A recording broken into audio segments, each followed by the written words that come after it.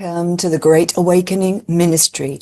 I am Minister and Yogini Joanne Lee. And on this week's show, back again for part 2, is Douglas Hodgson. Douglas is a former lawyer, dean and professor of law residing in Perth, Western Australia. He undertook postgraduate legal study at the University of London before embarking on a 35-year career in higher education in Canada, Australia, and New Zealand as a teacher, researcher, author, human rights advocate, and university administrator. Professor Hodgson has authored and published 30 peer-reviewed law journal articles and 5 books.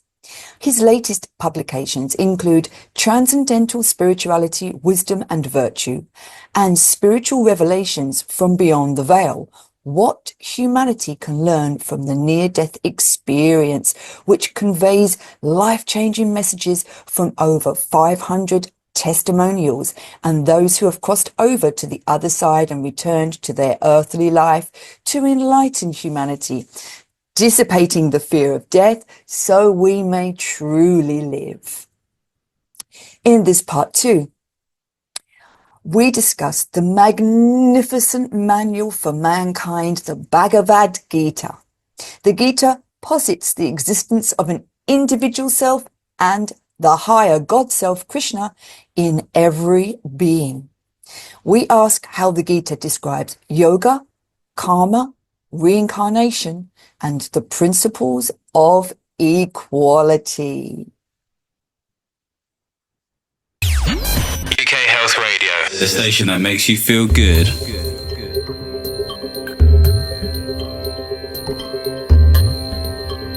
Joanne. Douglas, it's fantastic to have you back on the Great Awakening show. And it's delightful to be back, Yogini Joanne. I've been looking forward to this the whole week. Yeah, me too.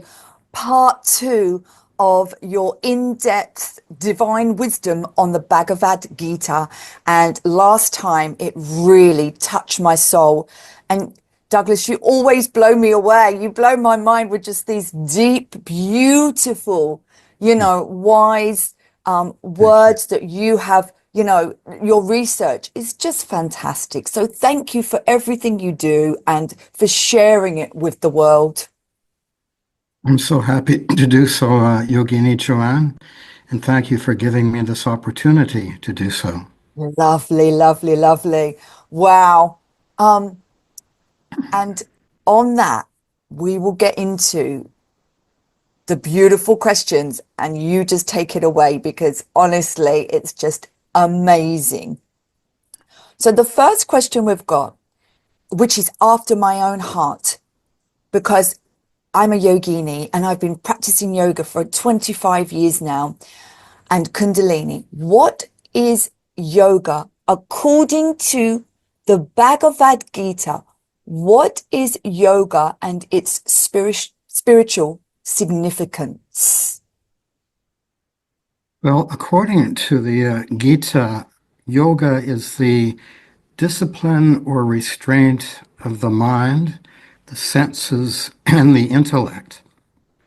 Douglas, In the West, sorry, can I just stop you? Can you just go a little bit? That's it. Back. Yes? I'll just edit this a little bit because, I'm and just sorry. bring the camera just a little bit down so we can see the whole of your face. Like this? No, the other way. The other way. No, the other way. There. Little bit up. There? Yep. There. Perfect. I'll ask you the question again and then I'll edit it because, All right. Okay. Brilliant, brilliant, brilliant. Douglas, what is yoga? Because this is after my own heart. I'm a yogini. What is yoga according to the Bhagavad Gita and its spiritual significance? Yoga is essentially the restraint or discipline of the mind, the senses, and the intellect. Now, in the West, yoga tends to be superficially associated primarily with the body. How do we make our body more supple or flexible? and how do we facilitate the flow of energy between the body's chakras. But in the East, yoga transcends physical matter to also include a mental and spiritual focus. Now, according to chapter 18, verse 52 of the Gita, we are enjoined to absorb ourselves in meditation yoga. And you would be very familiar with meditation yoga. Because when the mind is controlled and the thoughts are stilled, the heart is purified. That is chapter 2, verse 53, chapter 6, verse 12. Now, to define yoga in somewhat more depth, it means to yoke, to control, to restrain, to discipline. 239. And the Gita uses the term yukta. Yukta is one who is yoked or controlled. And a yukta has attained equanimity and thus sees everything the same. Chapter 2, verse 48. Now, in a few minutes' time, I'll go into more in depth as to what the term equanimity means. But essentially, yoga is a renunciation of all desire and all cravings. And according to the Gita, at all times we should try to be yoked in yoga, to be in communion with and in devotion to God. 827, 647. These are the references to the Gita passages. So the yukta, the yoked one, is united with the divine and is indifferent to every desire. Yoked to Om or to Brahma or to God through yoga, the yukta attains immortal bliss. 521. And I read an anthology of the world's religions the other day, and it described yoga beautifully in this fashion. It said, yoga essentially attunes or aligns the individual soul, or the self, or the Atman, with the undifferentiated collective universal consciousness.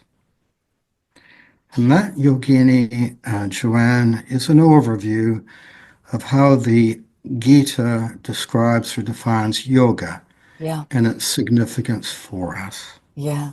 Beautiful. And for me, that alignment is the yoga union for our soul consciousness and, yes, as you said, universal goddess consciousness coming together as that Precisely. oneness, isn't it? Precisely. Beautiful, beautiful. And what does the Bhagavad Gita have to say concerning the principle of equality? That's what you was, yeah? Equanimity? Yes, the principle of equality emerges very strongly in the Gita. And as a human rights lawyer, I taught human rights at university level for about 3 decades. So I'm very familiar with the secular notion of equality and non-discrimination. And in fact, it's recognized by the United Nations in the Universal Declaration of Human Rights of 1948. But I was amazed to find this principle of equality in the Gita going back nearly 3,000 years. And I'm excited to share it with you and your listeners, what the Gita has to say about equality. So if you look at chapter or canto 5, verse 18, it says, we must treat all living sentient beings, human and non-human, alike, as they are all equal. The wise perceive as equal all living things. Now, the Gita goes beyond the Universal Declaration because it recognizes this principle of equality to non-human living sentient beings. And that's been recognized in Buddhism and Jainism for some 2,500 years. If you look at chapter 9, verse 29, it says, all living beings are the same to Om, or to Brahma, or to God. The one absorbed in yoga, as I said, the yukta, sees everywhere and everything the same. Therefore, be alike to all beings. That's chapter 6 and chapter 18. To the yukta, to the yoked one, a clod of earth, a stone, and a piece of gold are regarded as the same. 1424, 6-8. Therefore, we should be equal-minded to a saint and a sinner, friend and enemy. So true. Now, if I can digress here and bring in other religions to reinforce the Gita, because it is the truth in my humble view. Yes. As the Buddha said, rain your kindness equally upon all. As rain falls equally on the just and the unjust, do not burden your heart with judgments. And as the book of Matthew in the New Testament, chapter 5, verse 44, beautifully says, love your enemies as God makes the sun to rise on the evil and on the just, and sends rain on the just and the unjust. So all sentient beings are interconnected, created by God, and comprise God's consciousness and energy. Thus, no soul is greater than or less than any other soul. And of course, not only humans have souls, the non-human, the animal kingdom, they have souls or consciousness. And if I can digress once again and point out my considerable research into the near-death experience and the messaging of the NDEers corroborates this point, that no soul is greater than or less than any other soul. And I think all of us would do well to remember that. So, Yes. Yogini Joanne, that is what the Gita has to say. Yes. The principle of Sorry. equality. Sorry. I'm going to put sorry, I'll edit this bit out. Sorry, I didn't turn on So, Douglas, I just wanted to go into what you said, because it's so profound. So we all have the same soul consciousness, that same divine flame that we're always in the spiritual heavenly realms, our soul, and it's a part of it, a part of that oneness. That's that consciousness, that universal God consciousness, is separated out as us, the soul consciousness within this physical body, to experience this duality. So, and as you said, it was amazing that you said all living beings are the same, because we all have the same soul consciousness. There's only one shared by all. Yeah. And, when we realize that, we can't harm another, because we'll be harming ourselves, because there's only one story, one creator. But it was amazing what you said about a rock and a piece of gold. And because for me, even a rock has some sort of consciousness to it. Maybe light, it can differentiate between light and day. But when a bird comes to that rock and that rock shields that bird and that bird has all of them, it shields all the babies of that, then that consciousness of that rock will elevate. Yeah. Because everything is elevating, and the rock, what has that been? It's been dust. Our bodies go into the dust. Our soul goes up to heaven in the heavenly realms, but our body goes back into the dust of the earth to be transformed and remade, recreated into all living things. So we are all connected. We're made from the dust of the earth and from the dust of the cosmos. Are we not? Absolutely. You made a very important point, Yogini Joanne, that when we harm others, other human beings or animals, we hurt ourselves for the very reason you stated. And even rocks are claimed to have spirit or consciousness. Look at the tenets of animism. Look at Shintoism in Japan. Look at the beliefs of the indigenous peoples of the world. That would back up what you just said. Yes, they have their spiritual mountains, their spiritual rock, rock airs rock, Exactly. to the Exactly. Aborigines. Yes. It is alive. It is spiritually alive. Yes, that's right. And it evolves. It evolves. Everything is evolving. We can never stop evolving. It's a continuous evolvement. Even when we pass over, we're going on to higher forms of celestial, unbelievable realms in the multidimensional world universe. It's just. Exactly. Nothing stays the same. It's a universal law. It's constant change. It's an evolving fluid situation. It's an evolution. Absolutely brilliant. That is just so beautiful. Yes. Yes. And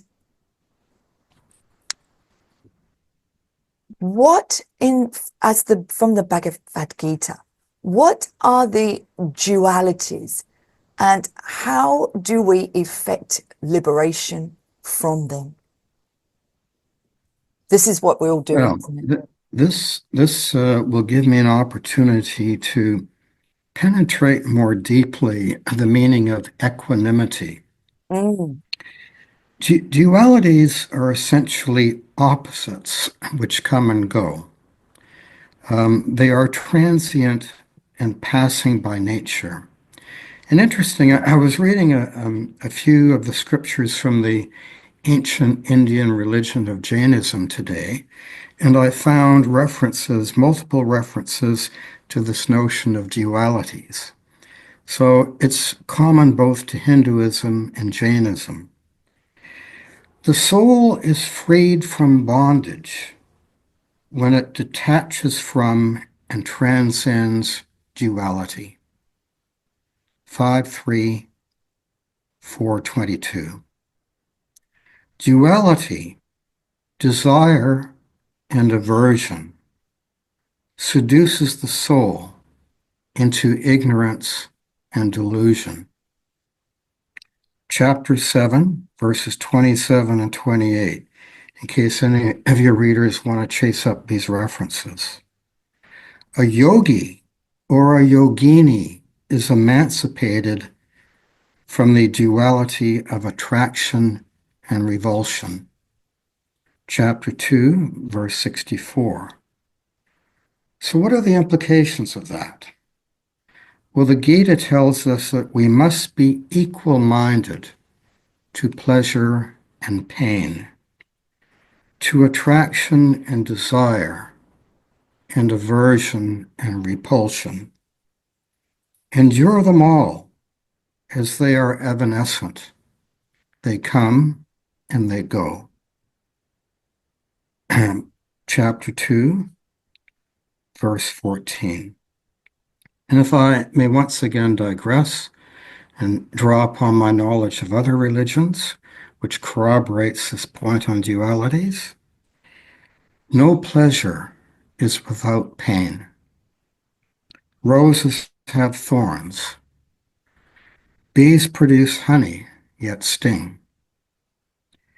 The indulgence of our passions brings no pleasure of long duration or impresses any good sentiment on the heart. Now, these words come from Zoroastrianism, an ancient Persian religion going back 3,000 years. This was the vision of Arda Virath, a Zoroastrian prophet, which sums up the duality notion very well. So, we must be even-minded to desired and unwanted happenings. We must be indifferent to praise and blame, honor and disgrace. If I can borrow from the Buddhist Dhammapada, as a solid rock is unshaken by the wind, so are the wise unshaken by praise or blame. So we must be alike with friend and enemy, saint and sinner, the same in joy and sorrow, victory and defeat, success and failure, gain and loss. So do not be too elated with the agreeable or too dejected at the unpleasant. Be unmoved by success and failure. That is difficult to do for us as humans, but that's what Gita calls us to do, to have that balance, that composure, that equanimity. Attraction and revulsion towards the objects of sensuality are inexorable in this earthly realm, but they are the enemies of the soul and must therefore be avoided. 334. The dualities all pass, so we must endure them and be even-minded and dispassionate towards them. Accept the dualities in your life and rise above them. It has been said that acceptance is the key to heaven. So do not become too elated or too dejected, but accept everything with what I've termed as a detached equanimity, a sense of even-minded tranquility or composure. Be equable and dispassionate in facing all dualities that come into our life. Chapters 4 and 18. Chapter 6, verse 32 says that the highest yogi or yogini sees everywhere and everything the same. As you pointed out truthfully and correctly, Yogini Joanne, we are all an interconnected unity or oneness with each other and with God. Now, if I can digress and pull in a bit of my NDE research, which is bang on, it's spot on with everything that the Gita reveals to us. And one of the NDE authors said this: victory or defeat, worldly success or otherwise, it is all the same. For when we transition beyond this earthly realm, the only thing that really matters is how we treated other sentient beings. And this, Yogini Joanne, is my summary of what the Gita teaches us about the dualities and how we rise above them. Absolutely beautiful. And that brings to mind, firstly, to see the good or God in everything. Because if there is only one creator, then this one creator created the good and created the evil. Yeah. There is no Satan, Satan is just a made up thing by religions. And, so to me, Satan's sin is the ego, is the negative, destructive, self-sabotaging thoughts, feelings, and actions that a human does, because we have the free will of God, Goddess within to express the evil or express the good. So for us to see that, to see the good, the God in everything, even in the bad, is such a masterful way to live your life. And also, what that's telling me is to live the middle path, the middle way, the middle way. This is what yoga teaches us. So when things come in, you don't go so high. And if you don't go so high, you're not going to go so low. To keep that middle path, that way. And that's what we have to learn, because we come from the oneness into this duality, this separation, and we're always trying to find that oneness, that wholeness between masculine and feminine that we have within, between our light and our dark that we have within, between the good and the bad, all these different dualities. It's the midpoint is the balance. That's what we're seeking. Because we'll always be drawn into the darkness. That's part of us. But if we can integrate that darkness into us as much as our lightness, that's true balance. Yes, you said that beautifully, Yogini Joanne. It's the Buddhist even keel, if I can put it that way. And once again, as you were speaking, I recalled another observation of an NDEer that said that within every soul, there is light and darkness. There is positive and negative energy. And we are given free will by God, a precious gift by God, to make decisions, to either draw upon that positive energy, or if we choose to draw upon the dark or negative energy. This is what the earthly realm is all about. But perhaps we can talk about free will again in some future program. Wow. Absolutely beautiful, really. And these next ones are really, I just can't wait. So what, according to the Bhagavad Gita, is karma and karma's spiritual significance? Well, if I can borrow from a biblical metaphor, what we sow is what we reap. And that is common to many mainstream religions of the world. A wise person once said that the measure of one's day is not how much we have harvested, but by how many seeds we have planted. This is the essence of karma. It is not a system of reward or punishment. It is not a system of retributive justice. It is what it is. It is a universal law, which essentially returns to us whatever energy, positive or negative, we have put out there into the universe. And when you think about it, its operation is eminently and inherently fair and just. Again, if I can draw upon my NDE research, many of the near-death experiencers claimed that after their experience, they knew that karma is a universal law. It is a certain fact. So actions performed during an earthly incarnation condition what a person will be in the next life or incarnation.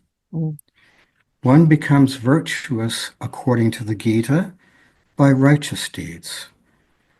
One becomes bad by ignorant actions. And the endless cycle of death and rebirth can be set aside by the cessation of desire. Now, the Gita talks about karmic fruit, and it describes 3 types of karmic fruit: pleasant, unpleasant, and mixed. And it says in chapter 18, verse 12, upon renouncing karmic fruit and offering it up as a sacrifice to God, or Om, or Brahma, all karma dissolves, and peace and liberation of the soul follow. This is chapters 12, 3, and 4. So by performing karma without attachment, the soul consciousness attains profound peace and the supreme condition. Chapters 3 and 5. According to chapter 3, verse 9, all karma binds this world to rebirth, except for that karma done as an offering to Om. Wow. Could you The explain that a little ignorant, bit? Could you explain that a little bit? yes.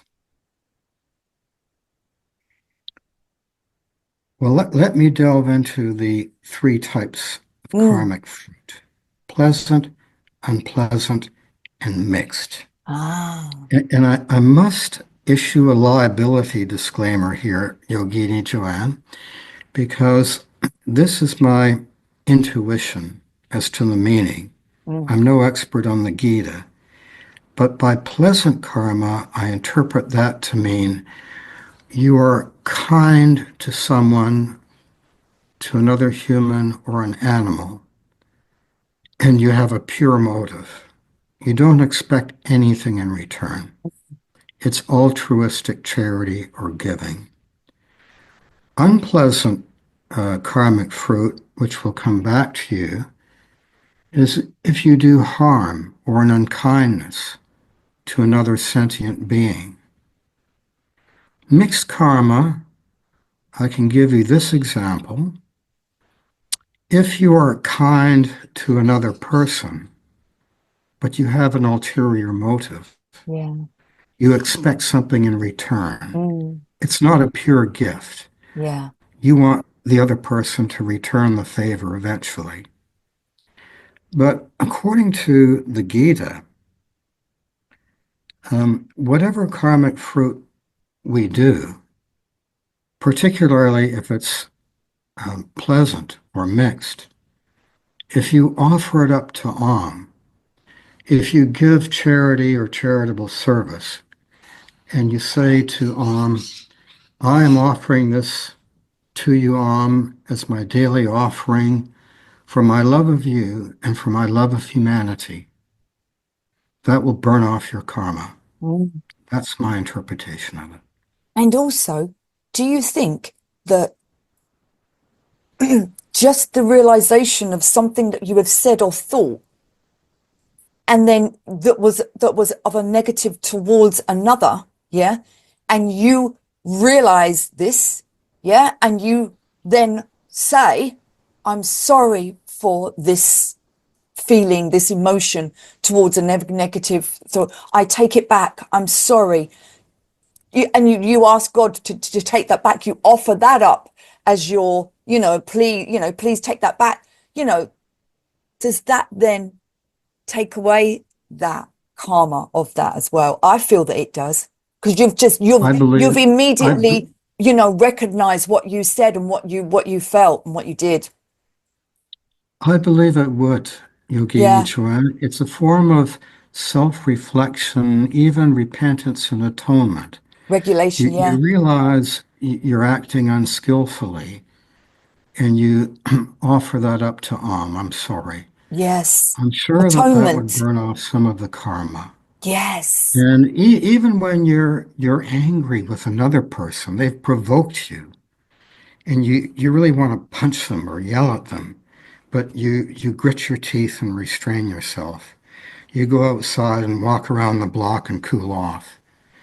That is an example of supreme self-restraint that can be offered up to Om. Yes. And that will accrue heavenly blessings for you. Yes. Beautiful.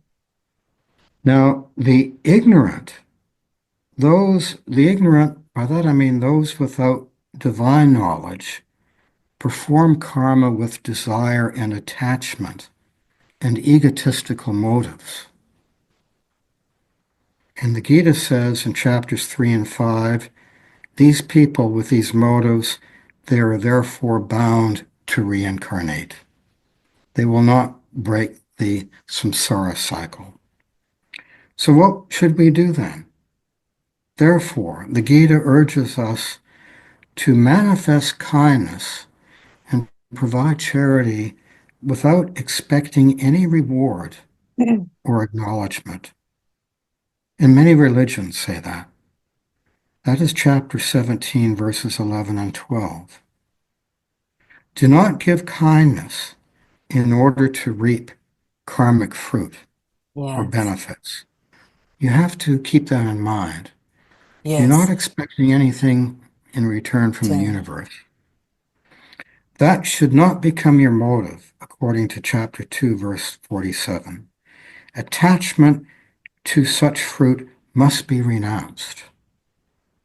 Hypocritical, grudging, or self-serving charity, if indeed it can be called that, is inferior.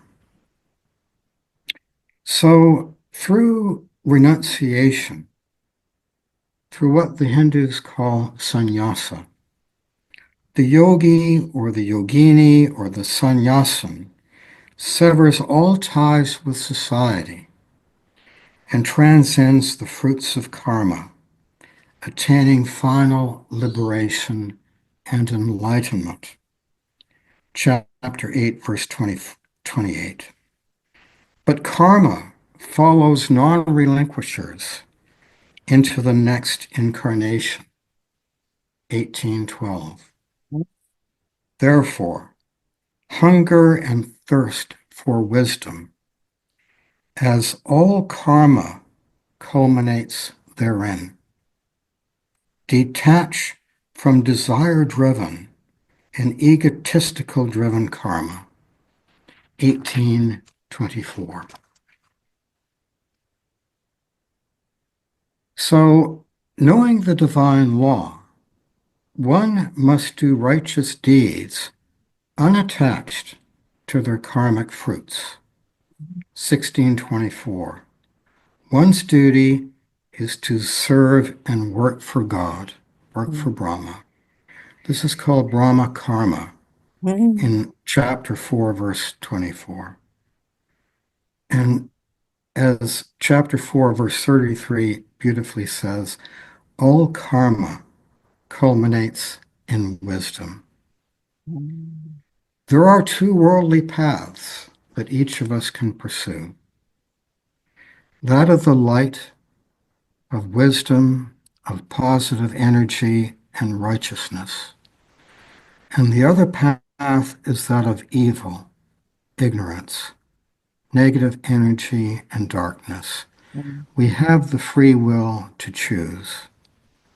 But the Gita tells us that the former leads ultimately to our liberation from rebirth, the latter to a perpetual and unending cycle of rebirths. yeah. Chapter 8, verse 26. Mm. And that, Yogini Joanne, is what the Gita tells me about karma Yeah. and its significance. That is so true. And what did Jesus say? Give, and it shall be given unto you. And giving is receiving, because giving automatically triggers the universal law of receiving. But as the Gita said, if we give wanting something in return, then no one benefits. Even the person who's being, no one benefits. It has to be a selfless giving done unto the service of humanity and the service to Brahmans, the service to God, and then all shall benefit, and that's why it is Absolutely. so important for us to be the master of our thoughts, feelings, words, and actions, and to make every thought, feeling, word, and action a sacred one. Then you, Thank you, Yogini Joanne. If I can follow up on one of the pearls of wisdom you've just articulated, I've spoken to many light workers over the past year or so, and many of them have told me that there is a universal law that when we give of ourselves, the universe returns it to us manifold, many times over. And you can find that in the sacred scriptures, even in the Holy Quran. It says that your kindness will be returned to you with interest or compounded interest, or words to that effect. that is beautiful. And you just said something there. What do we have if we don't have, the resources to give, money to give, abundance to give? Then we give of ourselves. We give of our true divine nature from our heart. We become authentic and we give another that, which is the most precious part, the precious thing you could ever give is of your true authentic self. Give to them and then be a deep listener to listen to their true authentic self. That's beautiful. It's remarkable because you've used the expression authentic self, and that has been my buzzword for the last week, how important it is for us to be our authentic selves. And even if we don't have the means to give charity, even if we smile at another human being or send thoughts of loving kindness to them, even if that's all that we can do, do it. Powerful. Because the universe will return that to us many, many times over. Definitely. Beautiful. And then this is another gem.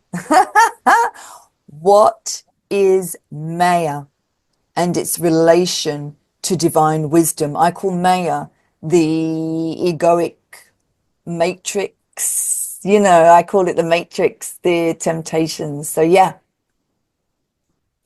Well, that's a really interesting question. What is Maya precisely? Mm. I'll just touch the surface rather superficially, but this is my understanding of Maya and its relationship with divine wisdom. Samsara sea, according to the Gita, is the mortal and earthly world of delusion and illusion, creative illusion. The soul endures the endless cycle of death and rebirth and its transmigration across incarnations, which may, of course, be human or non-human, depending on our accumulated karma. But Maya is described in the anthology of sacred world religions that I read as the mysterious power of illusion. Maya is to believe that the earthly physical realm is the ultimate reality. But only Brahman, or Om, or God, is the one absolute and timeless reality.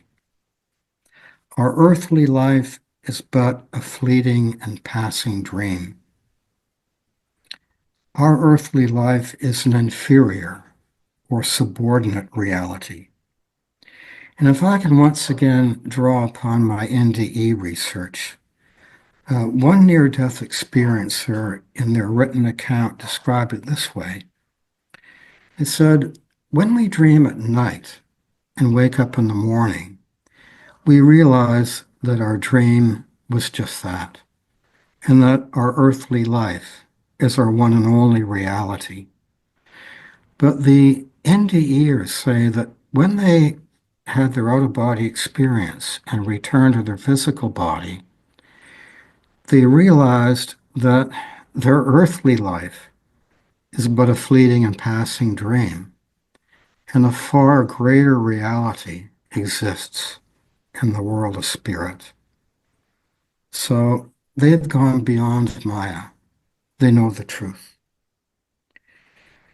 The deluded, the ignorant, they do not perceive the divine, but they who see have wisdom's eye. Chapter 15, verse 10. The ignorant are deluded because Maya shrouds wisdom. It covers wisdom. They wouldn't recognize wisdom if they stumbled over it. This is chapter 5 and chapter 7 of the Gita.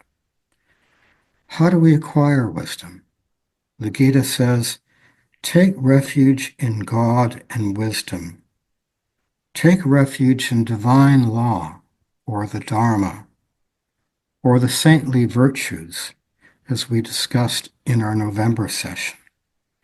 They alone dissipate Maya. Chapter 7 and 2. And with Maya dissipated, we can see with wisdom's eye. According to chapter 15, verse 15, all wisdom comes from God. And most mainstream religions of the world also believe that. The thoughts of the ignorant are beguiled by attachment to pleasure and power and fame. We dispel ignorance by taking exclusive refuge in Om. This is the important point. Divine wisdom liberates the soul, liberates it from samsara and Maya. The soul can then perceive the ultimate reality, just as the NDEers have. Perceiving the ultimate reality is to perceive the true nature and essence of all things. And it is understanding the irrelevance, insignificance, and superficiality of personal material wealth, power, and fame. And again, this is a consistent message of the near-death experiencers. Upon the death of our physical body, they tell us that all we can take with us is the loving kindness we have shared with others.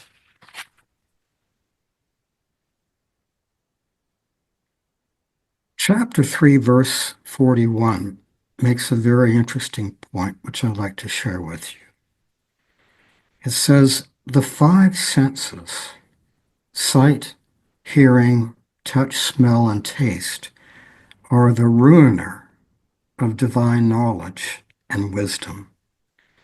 Therefore, they must be controlled and not excessively indulged in or acted upon. In other words, it's the Buddhist middle path, as he pointed out earlier. We must control our senses. If we don't, we will not be able to acquire this divine knowledge and wisdom. We can only attain God's nature by acquiring this divine spiritual wisdom. And if I indulge me a little bit here, Yogini Joanne, but if I can refer to my 2023 book on Transcendental Spirituality, Wisdom, and Virtue, that is a daily guide as to how we can acquire divine spiritual wisdom and knowledge in our lives. And I'm actually happy to come back in a future program next year to take your listeners through those steps. But the acquisition of divine wisdom destroys sin. 5:17. It dissipates illusion and delusion. 4:35. It purifies, and it extinguishes or burns off karma. And if I can recite from chapter 4, verse 37, wisdom's fire turns all karma to ashes. Wow. And if I can, you know, your listeners might say, well, how do I acquire divine wisdom apart from reading Professor Hodgson's book? I strongly encourage your listeners to go back to the Old Testament to read the book of Proverbs. That's one of the most profound sources of divine wisdom that I've ever found, apart from the Gita. So that concludes my overall summation of what I consider to be Maya, as mentioned in the Gita and its relationship with divine wisdom. Yes. Transcending Maya, transcending the temptations and the consumerism and all of the pretty twinkly lights of the 3D, world that keeps on trying to pull us in to that falseness. It's all about feeding the false ego, isn't it? Feeding, that consumerism, wanting, needing, feeding. But when we turn to God and with divine wisdom, once we do that, all of our needs will be looked after anyway. Yes, they You will know, be they as will, you were because saying that, yeah, as you were saying that, Yogini Joanne, I had a vision of someone in quicksand. So the world is the quicksand trying to pull us down. yes, And if divine wisdom is the rope thrown to you to rescue you and pull you out of the earthly yes, mire, to get you away from the attractions and distractions of the world of illusion and delusion. that's right. And even a sinner, even even a murderer can be saved in that way. You know, The Gita says so. that's There right. is a passage in the Gita that We says all have a precisely that. chance to, Yes. turn away and, go to God and that divine wisdom. That is so incredible. Mm, amazing, amazing, amazing. Beautiful. And of course, the last one, which is the big one, which is just beautiful. Um, what does the Bhagavad Gita have to say about reincarnation? Which I've got to say, 3/4 of the world believe in anyway, in some form. Well, many Christians, I consider myself to be a non-exclusivist Christian, but many Christians believe that reincarnation is not a universal law. They believe it's one and done. But I do believe in reincarnation. And one of my most, what I consider to be one of the most beautiful passages from the Gita is from chapter 2, verse 27. And it says this. It succinctly says, death is certain for one who has been born. Rebirth is inevitable for one who has died. That is reincarnation. Now, again, if I can digress and draw upon my NDE research, many of the NDE authors, they claim that reincarnation is a certain fact. It is a universal law. We keep on reincarnating and transmigrating until we have learned all of the lessons and get it right. Now, interestingly, in chapter 8, verse 16 of the Gita, it says that up to God's realm, all worlds are subject to rebirth and reincarnation. That's something I never knew before. Mhm. But upon attaining God, when we know God, then there is no experiencing birth again. All karma, other than that done as an offering to Om, results in reincarnation. We've already looked at that. So we must relinquish those three types of karmic fruit: the pleasant, mixed, and unpleasant. Now, those who possess the evil and demonic qualities, which we discussed in November, those who draw too much on negative or dark energy, what the Gita refers to as the deluded or the ignorant, they devolve to the lowest state, birth after birth. Chapter 16, verse 20. But I'll recite from chapter 14, verse 15. The Gita tells us that ignorance, darkness, and delusion consign the soul to rebirth in dark wombs. An interesting turn of phrase. The endless samsara cycle of birth, old age, pain and suffering, death, and rebirth will end with the liberation of the soul.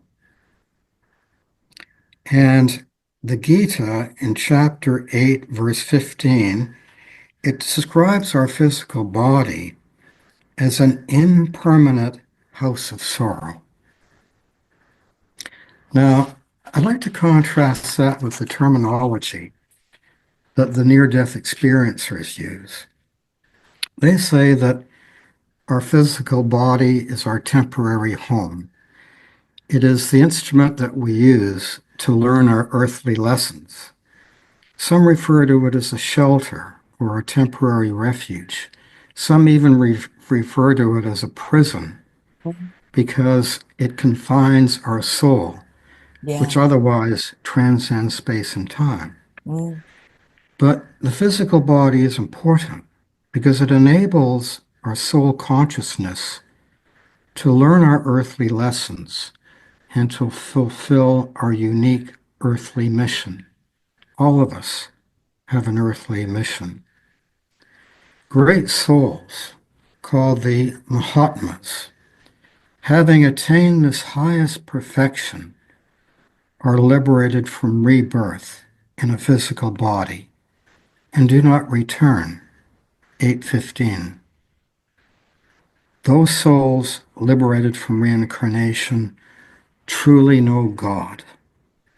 Chapter 7, verse 29. Now, I have a brief concluding section that if you will indulge me for 1 or 2 minutes, Yogini Joanne, that sort of ties everything together, if I may. Beautiful. Thank you. The Gita actually says that it is an ancient and secret divine wisdom which is being disclosed to Arjuna and to other Hindus and to future generations. But the Gita itself acknowledges that only a few souls will be able to embrace and fully understand deeply the profound nature of this ancient and secretive wisdom. So my advice to your listeners is make your only indulgence or attachment in this life the awakening of your consciousness. Your show is called The Great Awakening, and that is what the Song of God, the Gita, is trying to do. We are all sleepwalking. We're dead souls. We're asleep. It's trying to wake us up, like the Buddha. So make your only attachment in this life the awakening of your consciousness, because that is why we are here in this earthly realm. Strive for a solid and unwavering spiritual foundation. I have a vision of a solid rock here, in preparation for the next stage of the evolution of your consciousness. For mine, the supreme enlightenment has 4 pillars, and we can draw this from the Gita itself and from other sacred scripture. The first one is to reconnect with who and what you truly are at the deepest level and discover who your creator is. Secondly, we must appreciate the interconnected oneness of all things. Thirdly, know that a far greater reality exists beyond this earthly realm. And fourthly, embrace what I've termed a detached equanimity towards all things. Wonderful. And I wish to conclude with a beautiful quotation from that great soul, that Mahatma, Paramahansa Yogananda, Ah, who yeah. said, "He who is the cleverest is the one who seeks God and God alone." This is what we must do in these times. Awaken our consciousness by focusing exclusively on God, the Creator, the Source, the bestower of all life, the foundation of all that is. Yes. Namaste. Oh, yes. That is just so profound. Everyone, they should have the Bhagavad Gita in every school on earth. I'm sure they do in India. Well, it's something that we as Westerners, we don't really, not many of us know about the Bhagavad Gita. In my experience reading it, Yogini Joanna, is every time I read through it, a deeper understanding comes to me. My understanding is a humble, superficial understanding of the Gita, but I hope it is of some assistance to your listeners. But I will keep reading it again and again and again, as I do all sacred scripture. Yes. And if you see things with the divine eye, the wisdom's eye, this divine knowledge, this enlightenment will open up to you in your Yes. consciousness. That is so true. Mm. And this is what we're all here for, is to have this self-realization, this enlightenment, let the light of God in, to have that oneness with the Creator, our soul consciousness with God consciousness. It's the ultimate. And every single one of us, this is the whole reason for life on earth, is it not? And this is why your program, your show is so important. What you are doing on your show, it's awakening and elevating human consciousness. Yes. And although we may perceive in the world so many dark forces and negative energy, do not be beguiled by this, because consciousness is rising in the world. Yes. Many light workers recognize that, Mm. and it's happening. It is.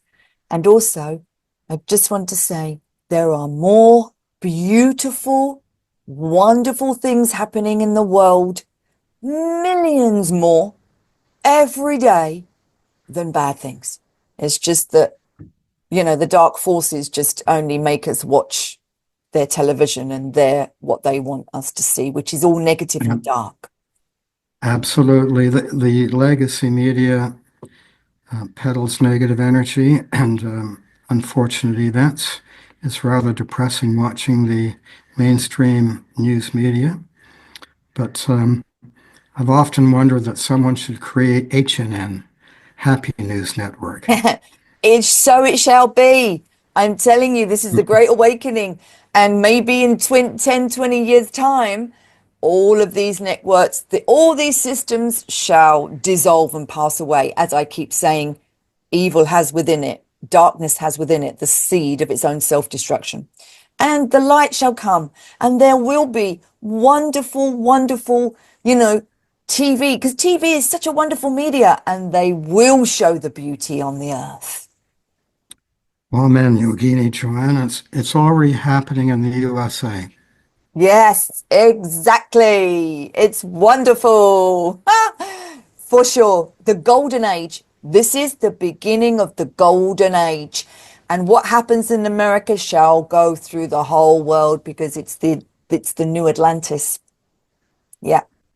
Well, before the dawn, there is darkness. Yes. Darkness precedes the light. So That's correct.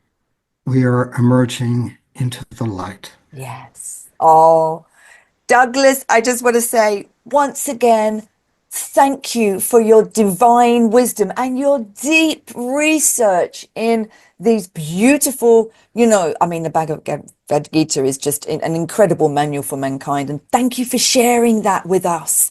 It's so important. It was my absolute pleasure to do so once again, Yogini Joanne. Thank you so much for having me on your program again. I've so enjoyed our conversation, and I hope your listeners have gained a little bit of divine wisdom and spiritual knowledge.